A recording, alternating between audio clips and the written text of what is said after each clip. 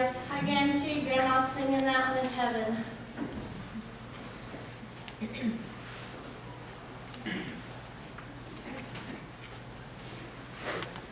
When Grandma first got sick, she asked me to start writing her eulogy. And it's like, how do you start preparing for that? And I knew that I couldn't do it.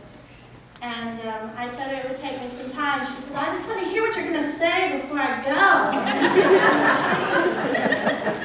If any of you know Grandma, you know her well enough to know that she definitely wanted to have a word in everything. I feel blessed and honored to talk about her. I loved her very much.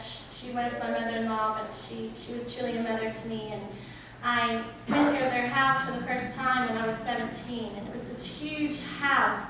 And there wasn't a driveway, it was a parking lot. And there were kids everywhere. And then as time went on, and continuing, of course, dating my husband, there were kids everywhere, constantly in chaos. And I know Grandma loved that commotion and that chaos. And through the times, 25 years worth of time, Grandma's had over 450 foster children. The one thing she asked me to tell you today was to be sure that you know that at times she had 3 children that came that did not have names. They were in the hospital and she got to name them. And one of them became a totally part of the family.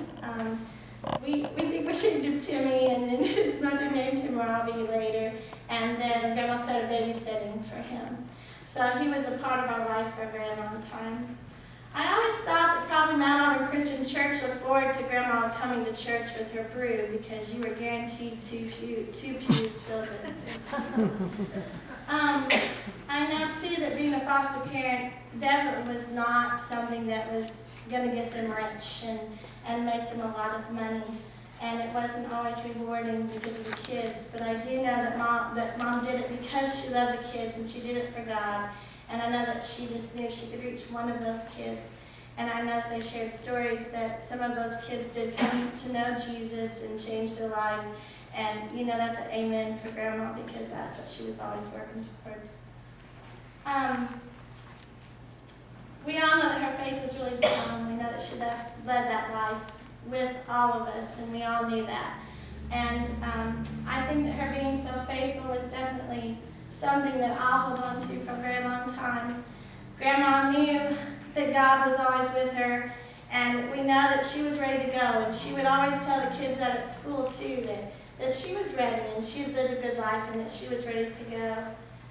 Not only was Grandma faithful, but I think the thing that I admired about her, too, was that her trust in people. When she saw someone that needed something, she was always there to give it to them. She was the most unselfish person I'd ever met. She would give people the clothes off her back if she had to. Her door was always open. People always welcome to come to her house. And I remember once the story that they told about there was some hitchhikers that Grandma stopped and picked up and brought them home and fed them, and they stood tight. And I always thought, as if there wasn't enough commotion in that house, she went on the street and brought them home. So Grandma loved life. And she knew that she needed to do what she could to give them a little bit of God's love and grace, and she showed that every day. I know as a family they went on a lot of camping trips together and vacations together, and those will be special. And to my kids too, you know, all of the grandkids, you know, we've been camping, or you've been on the lake with Grandma, or we've been to the beach with Grandma, so we definitely have a lot of really good memories of her. Another story that I want to share with you was that they shared this story that one time there was a lady from the nursing home. They lived right on Bloomfield Road, right in front of the Lutheran home, and the house is gone now. But there was a lady who would come out of the home sometimes and come up on the hill. And there was a lady sitting there, and the whole family's kind of coming and going, and this lady is still sitting there. And finally, Grandpa got home, and he's like, "Who is that sitting at the table?" And then kind of find out it was someone from the nursing home that they needed to take back. There was a lot of commotion. Grandma's volunteered also at St. Francis Medical Cancer Center, and she spent the last about 4 years there helping. And I know that her faith and her love for life definitely filled up those patients and also those nurses and the doctors there. And I've seen that today with the nurses that have come. I saw it when Grandma was in the hospital, the different nurses and the doctors that would come in and say hello to Grandma. And she would just smile and she would tell them all how much she loved them. And I'm thankful for all of them that took care of Grandma, and I'm thankful that she had the opportunity to help people there too. The kids, I asked the grandkids to share a little something, so I'm going to read those to you now. And if you want to wait when I say your name, you can. But if not, that's okay. Grandma had 10 grandkids. She's got one great-grandson, stepson, his name is Jet, and we have one that's coming, and so we're really excited about that new little one joining our world. It is a girl, so we're really excited, and I know Grandma was excited. Brandon wanted to let you know that when she came to pick him up from school one day because he was sick, he enjoyed the long drive. They lived in Illinois, so he enjoyed the long drive back to Cape with Grandma alone. And I say alone because that didn't happen very often to have her to yourself. He enjoyed spending that time with her. There was always so much going on at home. But when she came and got me from school, I was able to have time with just me and her, and she told me about her childhood and other things in her life that he didn't know about. It made him realize that as impossible as it was, she was even a better person than he had already thought, and it was a moment that he will cherish forever, and that was from Brandon. David loves gardening. David enjoyed his walks around Grandma's yard to look at the different flowers, and David has become that natural live-off-the-land guy. He likes to plant things now, and he loves having his garden just like Grandma loved her flowers in the garden. Allison remembers being sick and still getting to go to McDonald's and get a burger and fries. She also remembers making dolls out of the hollyhock flowers. Amanda remembers Grandma's patience while trying to teach her how to crochet. Never happened. She said that Grandma had the patience of Job to deal with all the children in her house. And she felt that Grandma was the glue that kept us all together. She knew how to fix anything and everything. And she feels that Grandma's legacy will live on, and them, and especially her. Joseph's story is that they just built a new swimming pool in their backyard, and Grandma and Grandpa had come to visit. And Grandma got in the water, and she said not to splash her because she was going out to dinner with her friends from Crothersville, and she didn't want her hair to get messed up. She started walking very slowly to the ropes and was just going to hang there. He shouted out, "Grandma, be careful, it falls off fast." And she wouldn't listen, and as we kept yelling, "Grandma, you're going too far." "I'm just going to the ropes." We told her again, "Don't go too far, it's over your head." And of course, Grandma knows best. She hit the slope and went under. Fell on her bottom and came up spitting in coughing water.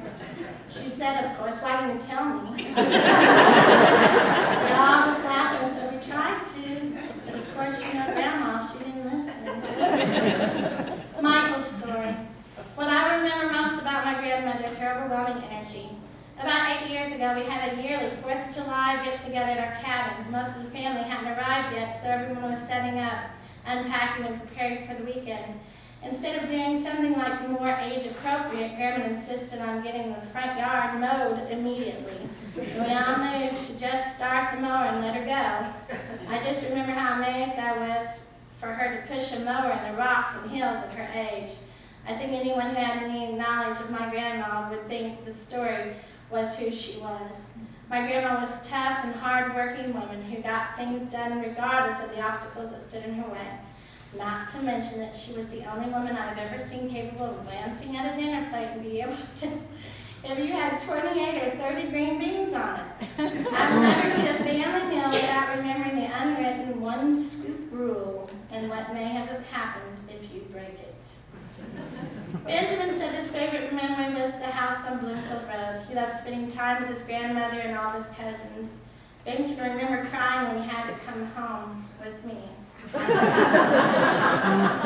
He always wanted to do something bad so he could be a foster kid.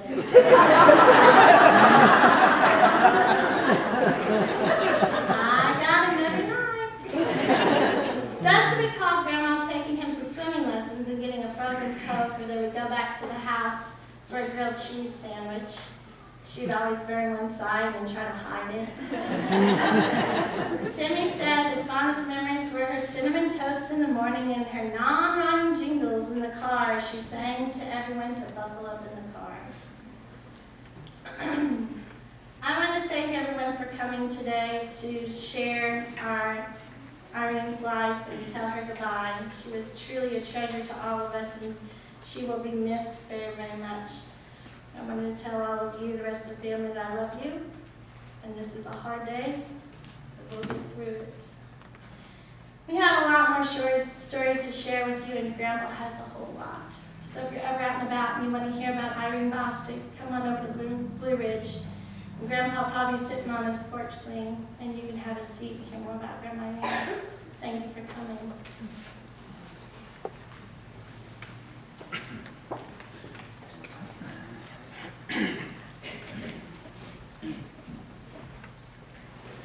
I'm Ron, and I go to church here at Mount Auburn, and somebody was talking with Irene, it's not very many weeks ago, and said, asked her if she kind of had some things in mind for her funeral, because she was pretty sick.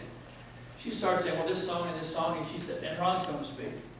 And they said, does he know it? She said, well, no, I haven't told him yet. But I mean, it's an honor to do it. One of the reasons she wanted me, I think, is we moved to Crosville in 1968, and Irene and Charlie were in the church there. So we've known them all these years. They left and went to Florida, and we left and taught in another school. And then when we finally came to Cape 34 years ago, they were already here.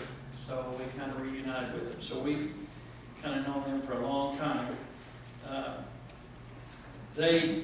I knew their kids, and they went to church where we did, and Irene watched my kids occasionally, and I was talking to Charlie about it, and he said, and also I watched her dogs. I had some hunting dogs, and I didn't remember that, but when we go out of town, he'd watch the dogs. I didn't know it, couldn't remember it, but she told me that I battled Cindy once for something that happened in band class. My first thought was, how you always say to a kid, this is going to hurt me worse than it does you. Well, apparently that was not true in this case. Cindy remembered it, and I didn't. Another thing that Irene really liked to sing, and I directed the church choir at Crothersville and then up here, and she would always be one of the most faithful ones we had and just loved to sing, and she sang very well, except for one thing. She came from Chicago. And she had a very Chicago-y accent. And of course, being the director, I tried to get them to say their O's and their A's and all that, and it never worked. She just sang Chicago all the time, so I finally just gave up and let it go. And another thing that happened, as you know, Irene was very outspoken. And as she got older, she had something to say at church, she'd just say it. And I could hear her talking to Charlie way over there. Wes was here, he was our preacher, and they wanted me to work at the Vacation Bible School, and I'd retired from teaching, so I didn't really want to do it. And they said, well, why won't you do it? And I said, because I hate kids, that's why. So Wes gets up here and he tells him, he said, Ron won't work in VBS because he hates kids. And Irene was sitting way back here somewhere, she said, he does not, he loves kids, he's a band director. So I got a kick out of that one. But, Irene had all the foster kids, and I always, she was kind of idle from that standpoint. Most of us won't do it, but she did. And I always thought that was great. 450, I just found that out lately. I didn't realize that, but that's a lot of kids coming and going. Irene loved the Lord, she loved her family, and she loved the church.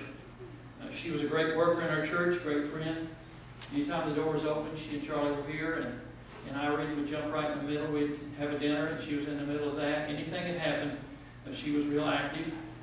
And I didn't know this. My wife told me that she knitted Afghans, and she gave an Afghan to almost everyone when they got married or when they had a child. And there's some back there on the table. If you didn't notice them, you might notice them when they went out.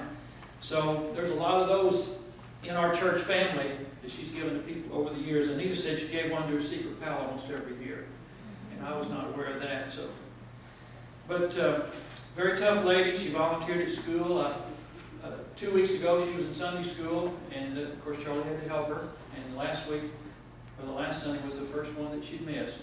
So she came no matter what, and she would have their spells and have her treatments, and then she would, next day she'd go back to work almost. She told me once, she said, "This is not going to beat me." Boy, it didn't till the end. So, but she was a great lady and a good friend, and we'll miss her a lot. So it says here, eulogy. All I say, well, I just want to tell a few stories about Irene because I enjoyed her so much.